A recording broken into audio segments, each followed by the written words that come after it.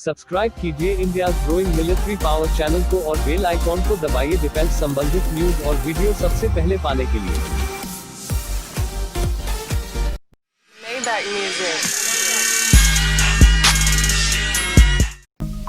तिरासी तेजस मार्क एक fighter jet के लिए $5.2 बिलियन के खरीद की कागजी कार्रवाई पूरी हो गई है और अब इसे वित्त मंत्रालय से अंतिम मंजूरी का इंतजार है।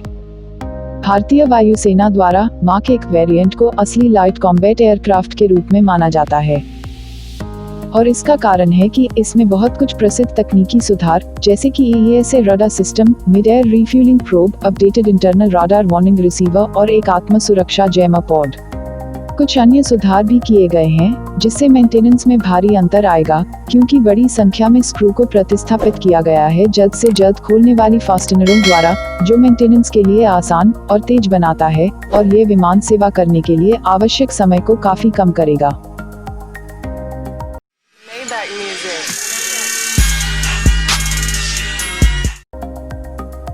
स्वदेशी निर्भय क्रूज मिसाइल की छठी सफल परीक्षण अप्रैल 2019 में आयोजित की गई थी, जिसमें इसने 650 किलोमीटर की रेंज को कवर किया था और 5 मीटर से 2.5 किलोमीटर की विभिन्न ऊंचाई पर स्थित कई तरह के स्थानों को नेविगेट किया था और वे भी टेरेन हगिंग और सी स्किमिंग क्षमताओं का भरपूर प्रदर्शन करते हुए।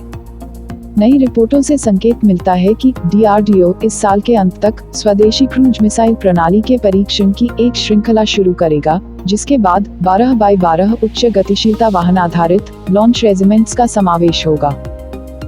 2021 के मध्य तक DRDO और भारतीय नौसेना रेंज बढ़ाने के अध्ययन के लिए 1500 किलोमीटर वाली long range ship launched cruise missile प्रणाली की शुरुआत भी करेगी, जिसे हाल ही में नौसेना के लिए रक्षा मंत्रालय ने मंजूरी दी थी और भारतीय वायुसेना और भारतीय सेना के लिए भी अलग अलग एयर लॉन्च और ग्राउंड लॉन्च वेरिएंट के साथ बाद में इस नई मिसाइल को अपनाया जाएगा। इसमें 3 चरण की ऊर्जा प्रणाली होंगे। लॉन्च करने के लिए एक ठोस बूस्टर स्वदेशी मानिक टर्बोफैन इंजन को शामिल किया जा सकता है, जो इसे अपने क्रूज चरण के माध्यम में सहायता प्रदान करेगा और अंत में एक रैमजेट इंजन जो सुपरसोनिक गति में इसको सक्षम करेगा अपने लक्ष्य के पास पहुंचने के बाद।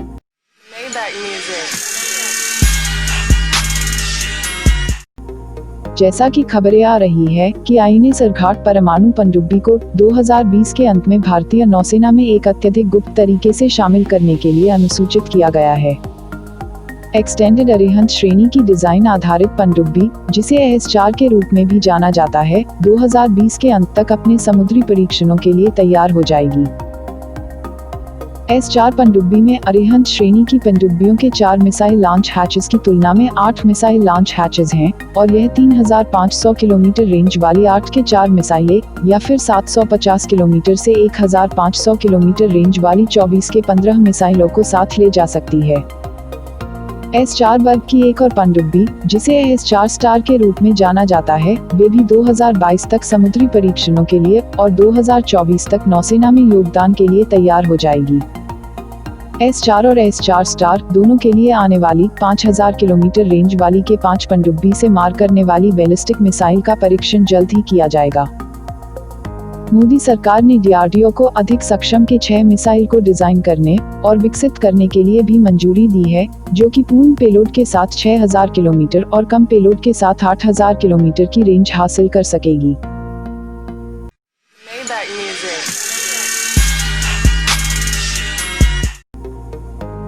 पिछले बुधवार को रक्षा खरीद परिषद की बैठक में 93,895 कार 816 कार्बाइन का $553 मिलियन के सौदे की खरीद पर चर्चा होने की उम्मीद थी, लेकिन यह सौदा उस बैठक के एजेंडे में नहीं आया और इस पर चर्चा की जाएगी, लेकिन अगस्त में अगली बैठक होगी। इस बीच यूरोपीय कंपनी थेल्स और भारतीय कंपनी भारत फोर्ज ने मिलकर रक्षा मंत्रालय को चिट्ठी लिखा है कि वे UAE आधारित कंपनी काराकल द्वारा प्रस्तावित खर्च में ही F-90 कार्बाइन की आपूर्ति करने के लिए तैयार हैं। भारत फोर्ज ने भारत में F-90 के विकास और निर्माण के लिए यूरोपीय रक्षा कंपनी थेल्स के साथ पहले ही एक समझौते पर हस्ताक्षर किए थे।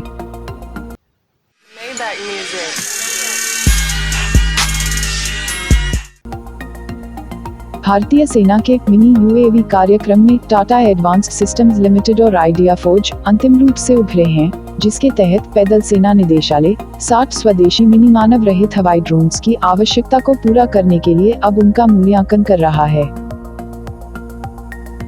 आइडिया फौज ने अपने fixed wing hybrid switch UAV को मैदान में उतारा है और इसकी 15 किलोमीटर की रेंज है, जो लगातार 2 घंटे का उड़ान भर सकता है, जबकि टाटा एडवांस्ड सिस्टम ने अपने इक्विलम हैंड लॉन्चड इन्फेंट्री ड्रोन को प्रतियोगिता में शामिल किया है, जिसकी रेंज 10 किलोमीटर है और ये लगातार 1 घंटे उड़ान भर सकता है।